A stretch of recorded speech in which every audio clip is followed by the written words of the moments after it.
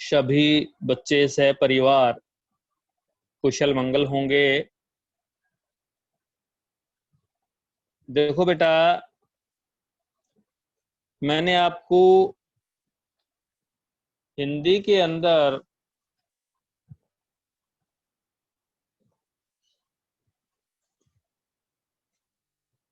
सात पाठ कंप्लीट करवा दिए हैं और 15 पाठ हमारे हिंदी में हैं। आज मैं आपको पाठ 8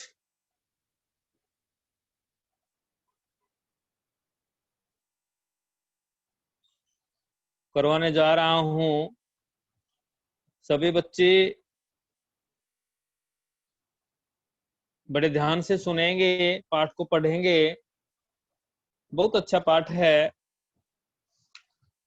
बालक चंद्रगुप्त के बारे में यह पाठ है।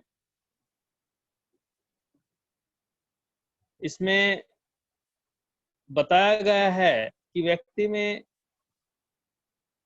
बुद्धि, चातुर्य व साहस हो तो वह असंभव कार्यों को भी संभव कर सकता है। प्रस्तुत कहानी में चंद्रगुप्त के बचपन की विलक्षणता को रोचक ढंग से प्रस्तुत किया गया है। विलक्षणता का अर्थ होता है विशेष गुण। ठीक है, चंद्रगुप्त के में बचपन से विशेष गुण क्या थे, उनके बारे में बड़े रोचक ढंग से जो है बताया गया है। ध्यान से समझेंगे। शुरू करते हैं पाठ को। पाटलिपुत्र नगर के प्रांत में पिपली वन के मौर्य सेनापति का एक वैभवहीन गृह था। महापद्मानंद के अत्याचार से मगध कांप रहा था। मौर्य सेनापति के बंदी हो जाने के कारण उनके कुटुंब का जीवन किसी प्रकार कष्ट से बीत रहा था। पाटलिपुत्र नगर के प्रांत में पिपली वन की मौर्य सेनापति का एक वैभवहीन का अर्थ होता है खराब हालत में। खराब हालत, वैभवहीन का अर्थ होता है खराब हालत में। गृह मीन घर, गृह मीन्स घर। खराब हालत में घर था। महापद्मानंद के अत्याचार से, राजा महापद्मानंद थे, उनके अत्याचार से मगध राज्य जो है वो कांप रहा था। मौर्य सेनापति के बंदी हो जाने के कारण उनके कुटुंब का जीवन, कुटुंब का अर्थ होता है परिवार का जीवन, किसी प्रकार कष्ट से बीत रहा था।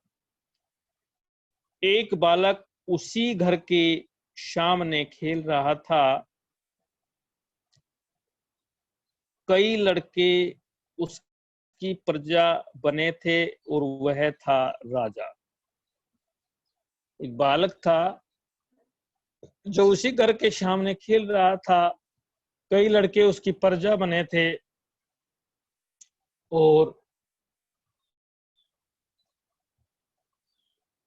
कई लड़के उसकी प्रजा बने थे और वह था राजा। राजा बना हुआ था वो लड़का तो, और प्रजा जो जनता के वहां के रहने वाले जो लोग हैं वो प्रजा कहलाती है। उन्हीं लड़कों में से वह कभी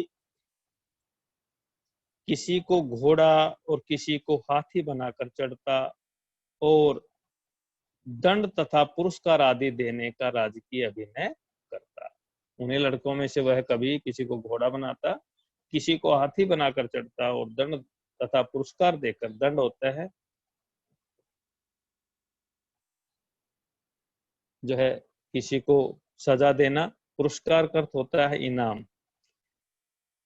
उसी ओर से एक ब्राह्मण जा रहे थे, उनका नाम था चाणक्य।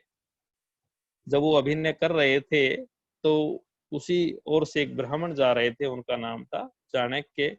वे बड़े बुद्धिमान थे।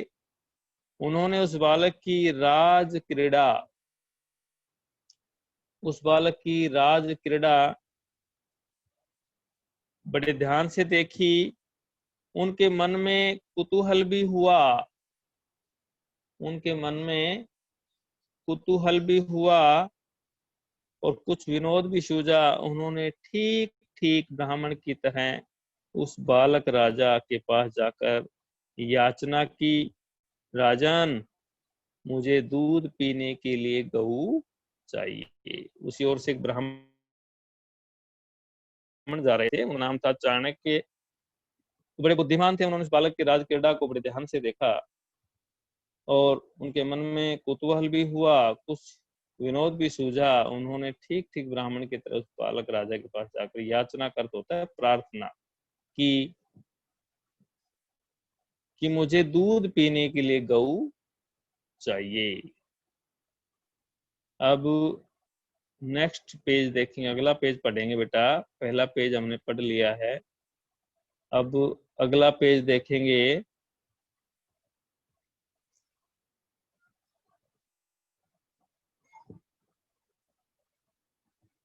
बालक ने राजा की सी उदारता का अभिनय करते हुए सामने चरती हुई गायों को दिखाकर कहा, इनमें से जितनी इच्छा हो गाय ले लो। बालक ने राजा की इसी उदारता दिखाते हुए कहा कि मैंने सामने चरती हुई गायों को दिखाकर कहा, इनमें से जितनी इच्छा हो गाय ले लो। ब्राह्मण ने हंसकर कहा, राजन, ये जिसकी गायें हैं वह मारने लगे तो? ब्राह्मण ने हंसकर कहा कि राजन, ये जिसकी गायें हैं वह मारने लगे तो? बालक ने सगर्व गर्व के साथ, बड़े अभिमान के साथ कहा, छाती फुलाकर कहा, किसका साहस है, साहस कर तो होता है हिम्मत, जो मेरे शासन को न माने। जब मैं राजा हूं तो मेरी आज्ञा अवश्य मानी जाएगी। जब ब्राह्मण ने कहा कि राजन, ये किसकी गायें हैं, ये जिसकी गायें वो मारने लगे तो? बालक ने बड़े गर्व के साथ, बड़े अभिमान के साथ कहा, छाती फुलाकर कहा कि किसका साहस है, किसकी हिम्मत है, जो मेरे शासन को न माने। जब मैं राजा हूं तब मेरी आज्ञा अवश्य मानी जाएगी, जरूर मानी जाएगी, मैं राजा हूं प्रजा का।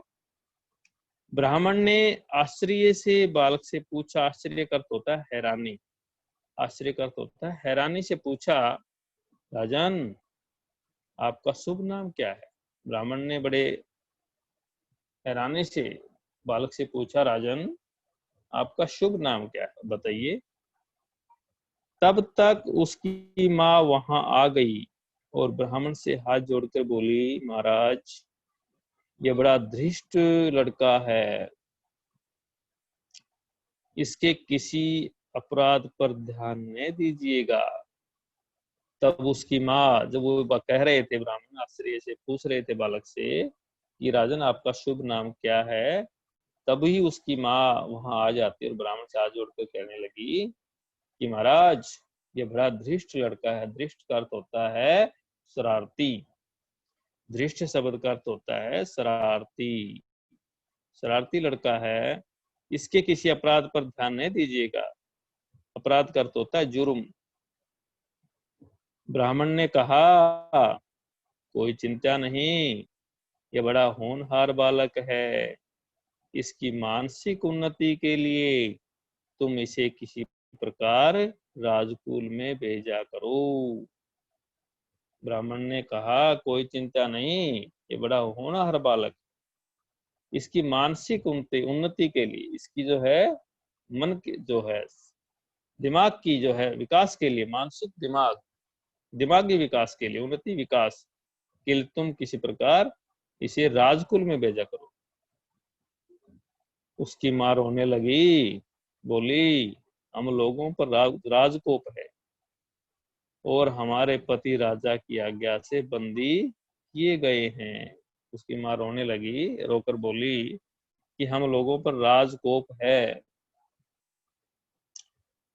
राजा का भय है, डर है, और हमारे पति राजा की आज्ञा से बंदी किए गए हैं, कैद किए गए हैं। बंदी का अर्थ होता है कैद करना, कैदी। ब्राह्मण ने कहा बालक का कुछ अनिष्ट न होगा। अनिष्ट का अर्थ होता है बुरा। बालवा ने कहा कि बालक का कुछ बुरा न होगा, तुम इसे अवश्य राजकुल में ले जाओ। अवश्य का अर्थ होता है जरूर, तुम इसे जरूर राजकुल में ले जाओ। इतना कहकर बालक को आशीर्वाद देकर वह चला गया। उसकी माँ बहुत डरते डरते एक दिन अपने चंचल और साहसी लड़के को लेकर राजसभा में पहुंची। राजसभा में पहुंची।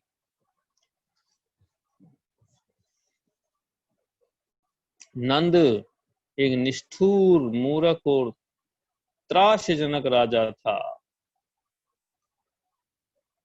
त्रासजनक होता है पीड़ा देने वाला, कष्ट देने वाला।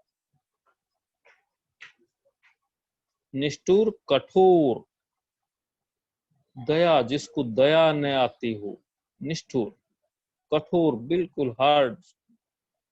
नंद एक निष्ठुर, कठोर है और दया आदमी थे और त्रासजनक, पीड़ा देने वाला राजा था। उसकी राजसभा बड़े बड़े चापलूसों से भरी रहती थी। उसकी जो राजसभा थी वो बड़े चापलूसों से भरी रहती थी।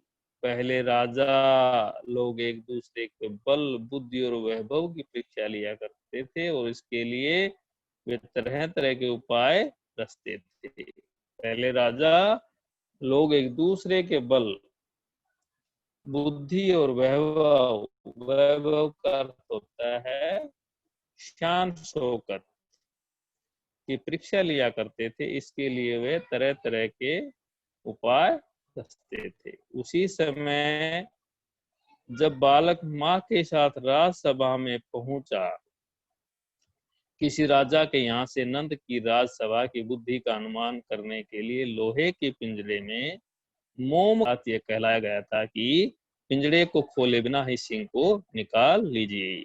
उसी समय जब बालक माँ के साथ राजसभा में पहुंची, बुद्धि का अनुमान करने के लिए लोहे के पिंजरे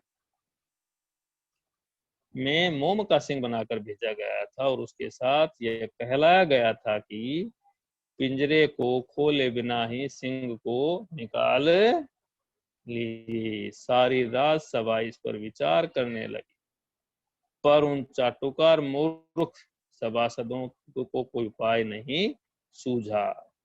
चाटुकार होते हैं का अर्थ होता है झूठी प्रशंसा करने वाले, झूठी वाहवाही करने वाले चाटुकार कहलाते हैं। अब देखिए बेटा, अब हम इस पाठ का तीसरा पेज पढ़ेंगे। 2 पेज हमने पढ़ लिए हैं।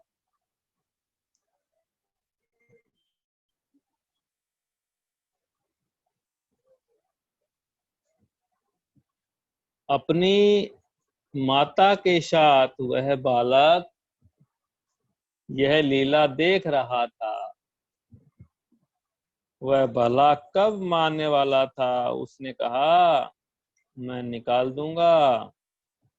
अपनी माता के साथ वह बालक ये लीला देख रहा था, वह भला कब मानने वाला था। उसने कहा मैं निकाल दूंगा। बड़ा होनहार बच्चा था कि मैं निकाल दूंगा। सब लोग हंस पड़े। बालक की डिठाई भी कम न थी। बालक की डिठाई भी कम न थी। राजा नंद को भी आश्चर्य हुआ। नंद ने पूछा यह कौन है। मालूम हुआ कि राजबंदी मौर्य सेनापति का लड़का है। जब पूछा गया है कि सब लोग हंस पड़े, कहने लगे बड़ा आश्चर्य हुआ राजा नंद को भी। और नंद ने पूछा ये कौन है। मालूम हुआ कि राजबंदी, जो राजा के महल में बंदी बनाए गए हैं, मौर्य सेनापति का लड़का है। फिर क्या था। नंद की मूर्खता की अग्नि में एक और आहुति पड़ी। नंद की मूर्खता की अग्नि में एक और आहुति पड़ी। क्रुद्ध होकर बोला यदि इसे न निकाल सकेगा तो भी इसे पिंजरे में बंद कर दिया जाएगा। यदि इसे न निकाल सकेगा तो तू भी इस पिंजरे में बंद कर दिया जाएगा। उसकी माता ने देखा कि यह भी कहां से विपत्ति आई है। विपत्ति का अर्थ होता है मुसीबत आई है। परंतु बालक निर्भीकता से आगे बढ़ा और पिंजरे के पास जाकर उसे भली भांति देखा। फिर लोहे की सलाखाओं को गर्म करके उस सिंह को पिघलाकर पिंजरे को खाली कर दिया। सब लोग चकित रह गए। राजा ने पूछा, तुम्हारा नाम क्या है? उसने कहा, चंद्रगुप्त। उसकी माता ने देखा कि यह भी कहां से विपत्ति आ गई। बगैर डरे हुए बड़े हौसले के साथ जो है निडर होकर के आगे बढ़ा और पिंजरे के पास जाकर उसे भली भांति देखा। फिर लोहे की सलाखाओं को गर्म करके उस सिंह के पिघलाकर पिंजरे को खाली कर दिया। सब लोग चकित रह गए, हैरान रह गए। राजा ने पूछा, तुम्हारा नाम क्या है? उसने कहा, चंद्रगुप्त। अब अगला पेज पढ़ेंगे हम। आखिर का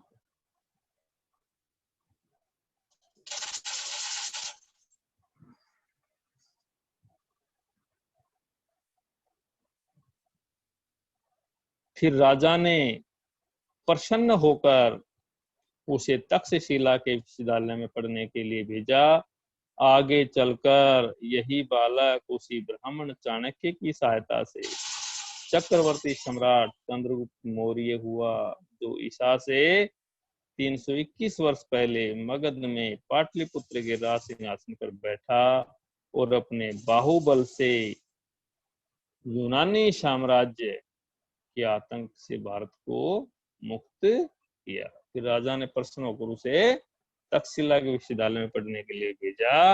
आगे चलकर यही बालक उसी ब्राह्मण चाणक्य की सहायता से चक्रवर्ती सम्राट चंद्रगुप्त मौर्य हुआ, जो ईसा से 321 वर्ष पहले मगध में पाटलिपुत्र के राज सिंहासन पर बैठा और अपने बाहुबल से यूनानी साम्राज्य के आतंक से भारत को मुक्त किया, आजाद किया।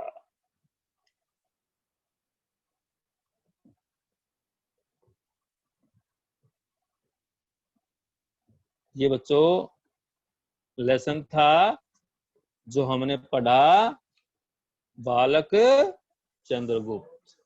इससे हमें शिक्षा मिलती इस पाठ से कि व्यक्ति में बुद्धि और चतुराई व साहस हो तो वह असंभव कार्यों को भी संभव कर सकता है। प्रस्तुत कहानी में चंद्रगुप्त के बचपन की विलक्षणता को रोचक ढंग से प्रस्तुत किया गया है। आज का टॉपिक यहीं खत्म होता है। अब हम जो हमने पीछे जो कार्य करवाया है